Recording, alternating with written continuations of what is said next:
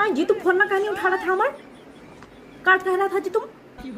5 minute में call करते हैं, बिजी है, कोचिंग में बिजी है। तुम बताओ तो पहले, कोचिंग में बिजी है? तुम 11 बजे रात में कॉल करते हैं कि सब काम कर लिया होगा।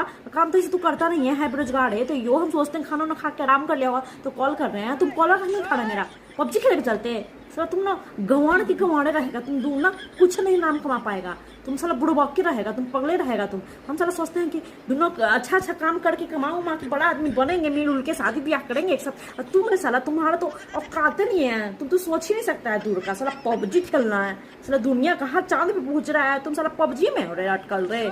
इतना सुंदर गर्लफ्रेंड मिली है तुमको, उसका वैल्यू ना है ना। स्टार्टिंग में तू हमारे पीछे मर रहा था, अब हम तुमको कॉल करते हैं, तुम भाव खाता है रे। तुम कल आओ, तुम्हारा ना कनपट्टा झाड़ देंगे साला। चिन्हा नहीं है रे, बिहारी बिहारी गर्लफ्रेंड पटा के तुमने इज्जत समझ लिया हमको। कुछ बोल के अब निकल जाएंगे, बुड़बक बना देंगे इसको। तुम आओ कल, कल तुम्हारा ना हड्डी गुड्डी सब तोड़ देंगे, जाना